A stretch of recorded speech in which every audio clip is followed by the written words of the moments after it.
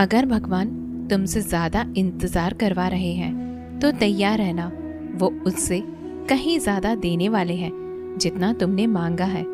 जिस तरह लोग मुर्दे इंसान को कंधा देना पुण्य समझते हैं, काश इस तरह जिंदा इंसान को सहारा देना पुण्य समझने लगे तो जिंदगी आसान हो जाएगी। मत सोच इतना जिंदगी के बारे में, जिसने जिंदगी दी है उसने भी तो कुछ सोचा होगा। बेवजह ही नहीं होती लोगों से मुलाकात, किसी से सबक मिलता है तो किसी से ज्ञान। श्री कृष्ण कहते हैं, किसी को दुख देकर मुझसे अपने सुख की इच्छा मत करना, और अगर तुम किसी को एक पल का भी सुख देते हो तो अपने दुख की चिंता कभी मत करना। जब दर्द और कड़वी बोली दोनों सहन होने लगे तो समझ लेना जीना आ गया है। कौन क्या कर रहा है, कैसे कर रहा है, क्यों कर रहा है, इन सब से आप जितना दूर रहेंगे उतना ही खुश रहेंगे। हंसते रहो तो ही दुनिया साथ है, वरना आंसुओं को तो आंखों में भी जगह नहीं मिलती। जीवन में जो भी होता है वो किसी वजह से होता है, या तो वो आपको कुछ बनाकर जाता है या फिर सिखाकर। कटना, पिसना और अंतिम बूंद तक निचोड़े जाना, गन्ने से बेहतर कौन जानता है कि मीठा होने का नुकसान कितना होता है। जब कोई दिल दुखाए तो सबसे बेहतर है कि हम चुप हो जाएं, क्योंकि जिन्हें हम जवाब नहीं देते उन्हें फिर वक्त जवाब देता है। अंधे, बहरे, गूंगे बनकर अपने लक्ष्य पर ध्यान देते रहो। यहाँ इतने खाली लोग हैं कि न खुद कुछ करेंगे न करने वालों को कुछ करने देंगे, और उनका मनोबल भी तोड़ देंगे। लोग जरा सी बात पर आपको छोड़ देते हैं और भगवान जरा सी प्रार्थना से आपको थाम लेते हैं। कर्मों से डरिए, ईश्वर से नहीं। ईश्वर तो माफ कर देता है मगर कर्म नहीं। ये अटल सत्य है कि जैसे बछड़ा 100 गायों में अपनी माँ को ढूंढ लेता है, उसी प्रकार कर्म अपने कर्ता को आज ही नहीं तो कल ढूंढ ही लेता है। नियत साफ और मकसद सही हो तो यकीनन किसी न किसी रूप में ईश्वर भी आपकी मदद करते हैं। जिंदगी में जितना शांत रहोगे अपने आप को उतना ही मजबूत पाओगे, क्योंकि लोहा ठंडे होने पर मजबूत होता है। गरीब रहोगे कोई ध्यान नहीं देता, मेहनत करोगे तो सब हंसेंगे, लेकिन जब कामयाब हो जाओगे तो सब जलेंगे। जिंदगी वो हिसाब है जिसे पीछे जाकर सही नहीं किया जा सकता, इसलिए आज में सुधार करें और पुरानी बातों को अनुभव की तरह इस्तेमाल करें। जिस जिंदगी में उत्साह, लक्ष्य और अनुशासन न हो उसे जिंदगी जीना नहीं, जिंदगी काटना कहते हैं। कभी कभी आप बिना कुछ गलत किए भी बुरे बन जाते हैं, क्योंकि जैसा लोग चाहते थे आप वैसा नहीं करते। जिस मनुष्य के हृदय में सच्ची मानवता हो उसकी सोच हमेशा यही होगी कि मुझे मिला हुआ दुख किसी को ना मिले और मुझे मिला हुआ सुख सबको मिले। मैंने हंसकर भी देख लिया और रोकर भी देख लिया, किसी को पाकर और किसी को खोकर देख लिया, और ये जान लिया कि जिंदगी वही जी सकता है जिसने अकेले जीना सीख लिया। जिंदगी बहुत कुछ सिखाती है, थोड़ा रुलाती है, थोड़ा हंसाती है। खुद से ज्यादा किसी पर भरोसा मत करना, क्योंकि अंधेरे में तो परछाई भी साथ छोड़ जाती है। अगर कोई आपको सच्चा प्यार करता है तो वह आपको समय जरूर देगा, आपका हर स्थिति में साथ देगा और हमेशा आपके लिए समर्पित रहेगा, क्योंकि सच्चा प्यार एक दूसरे की खुशियां चाहेगा, आंखों में पानी नहीं। लोहे को कोई नष्ट नहीं कर सकता, बस उसका जंग उसे नष्ट कर सकता है। इसी तरह आदमी को कोई और नहीं बल्कि उसकी सोच ही नष्ट कर सकती है।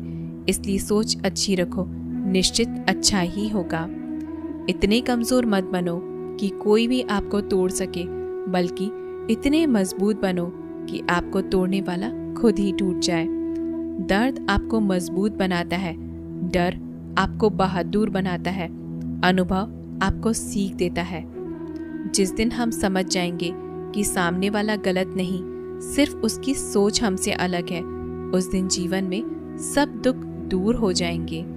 क्यों रोते हो मन का ना होने पर, जो लिखा है वो होकर रहेगा। एक रास्ता बंद करने से पहले भगवान 10 रास्ते खोल देते हैं। गर्मी के मौसम में पत्ते सूखने के बाद भी पंछी घोंसला नहीं छोड़ते, क्योंकि वो जानते हैं कि फिर से बरसात आएगी और पेड़ पर नए पत्ते आएंगे। जो हुआ उसे भूलकर नई शुरुआत करो और याद रखो, जिसका कोई नहीं होता उसका भगवान होता है। मतलब से जुड़े रिश्ते मतलब तक साथ देते हैं, लेकिन दिल से जुड़े रिश्ते आखिरी सांस तक निभाते हैं। अच्छा काम करते रहो, चाहे कोई सम्मान करे या ना करे, क्योंकि सूर्योदय तब भी होता है जब करोड़ों लोग सोए रहते हैं। दुनिया में हर एक काम आसान है, केवल अंदर से आवाज आनी चाहिए। हमेशा मेहनत और उस परमात्मा पर विश्वास रखना ही सफलता का सूत्र है। जीवन में सबसे बड़ी गलती वो है जिस गलती से हम कुछ सीख नहीं पाते। जो व्यक्ति अपने मन को काबू में कर सकता है वो जिंदगी में कुछ भी कर सकता है। इंसान की अच्छाई पर सब खामोश रहते हैं, लेकिन चर्चा अगर उसकी बुराई पर हो तो गूंगे भी बोल पड़ते हैं। श्री कृष्ण कहते हैं, तुम्हारे बीते हुए कल को तो मैं ठीक नहीं कर सकता, क्योंकि तुम वर्तमान में अगर अच्छे कर्म करोगे तो मैं तुम्हारा आने वाला कल जरूर उजागर करूंगा। झूठी बातों पर जो लोग आपकी वाहवाह करेंगे वही लोग आपको तबाह करेंगे। बुरे से बुरा क्या ही होगा, हम यह तो हमेशा ही सोच ही लेते हैं, मगर अच्छे से अच्छा क्या होगा यह हम कभी नहीं सोचते। जो ईश्वर रात को पेड़ पर बैठे पक्षियों को भी कभी गिरने नहीं देता, तो सोचो वो तुम्हें अकेला और बेसहारा कैसे छोड़ सकता है। आज के ज़माने में कोई अपना नहीं होता, सिर्फ लोग तब तक साथ देते हैं जब तक उनका स्वार्थ होता है। अगर कोई अकेला है तो इसका मतलब यह नहीं कि उसे कोई पसंद नहीं करता, बल्कि वो अकेला इसलिए है क्योंकि उसने दुनिया की औकात जान ली है। एक बार राजा और उसका मंत्री तलवार को साफ कर रहे होते हैं। तलवार को साफ करते समय अचानक राजा के पैर पर तलवार गिर जाती है और राजा की पैर की उंगली कट जाती है। उस राजा को उंगली कटने के कारण बहुत ही तकलीफ हो रही थी, बहुत ही दर्द हो रहा था। लेकिन उसका मंत्री कहता है, शांत रहिए महाराज, जो कुछ भी होता है अच्छे के लिए होता है। राजा को ये बात सुनकर बहुत गुस्सा आता है। वो मंत्री से कहते हैं, मेरी उंगली टूट गई और तुम कह रहे हो कि अच्छा हुआ, इसमें अच्छा क्या है। फिर भी वो मंत्री महाराज को समझाने की कोशिश करता है, पर राजा मंत्री की एक सुने बिना गुस्से के कारण मंत्री को काल कोठरी में बंद करने का आदेश देता है। पर मंत्री को इस बात का कोई दुख नहीं था। उसका अब भी कहना यही था, जो भी होता है अच्छा होता है, और वो अपनी खुशी से अपने आप को सैनिक के हवाले कर देता है। राजा इस बात को सुन के चौंक जाता है और सोचता है कि मेरा मंत्री कितना मूर्ख था। उसे लग रहा था कि मैंने उसे उसकी अच्छाई के लिए कैद कर दिया। फिर इस घटना को हुए 3 महीने बीत जाते हैं। एक दिन राजा अपने सैनिकों को लेकर शिकार करने जंगल के लिए जाता है। राजा को एक हिरन दिखता है। उस हिरन का पीछा करते करते राजा अपने सैनिकों से अलग हो जाते हैं और घने जंगल में चले जाते हैं। पर वो उस हिरन को पकड़ नहीं पाते और जंगल में खो जाते हैं। जब राजा को पता चलता है कि वो जंगल में खो गए हैं, तब वो बाहर जाने का रास्ता ढूंढते हैं। लेकिन अचानक कुछ जंगल में रहने वाले आदिवासी लोग आके राजा को घेर लेते हैं। उन लोगों को पता नहीं था कि वह राजा है। वो लोग अपने देवता को बलि चढ़ाने के लिए एक इंसान को ढूंढ रहे थे। आदिवासी लोग राजा को पकड़कर अपने इलाके ले जाते हैं। राजा उनको बार बार समझाने की कोशिश करते हैं, पर उनको राजा क्या बोल रहे थे कुछ समझ नहीं आता। वो लोग खुशी से नाचने लगते हैं और राजा को नहलाकर बलि चढ़ाने के लिए उनको कपड़े पहनाते हैं। अब राजा को लगता है कि वो मरने वाले हैं। जब आदिवासी लोगों का मुखिया राजा को मारने जाता है, तब वो देखता है कि राजा की पैर की एक उंगली कट चुकी है। इसे देखकर उनका मुखिया कहता है कि इस इंसान की बलि नहीं दी जा सकती क्योंकि ये इंसान पूरा नहीं है, इसका एक अंग कटा हुआ है और उनके भगवान को एक पूरे इंसान की बलि ही दी जा सकती है। और अगर ऐसे इंसान की बलि दी जाए जिसका अंग पहले से ही कटा हुआ है तो उनके देवता खुश होने की जगह नाराज हो जाएंगे। फिर वो लोग राजा को छोड़ देते हैं। राजा खुशी खुशी अपने महल चला जाता है और सोचता है कि अगर मेरी उंगली उस दिन न कटी होती तो आज मेरी मौत हो जाती। इसका मतलब मंत्री सही कह रहा था कि जो कुछ भी होता है अच्छे के लिए होता है। फिर राजा अपने सैनिकों को आदेश देता है कि जल्दी से जाकर मंत्री को रिहा किया जाए।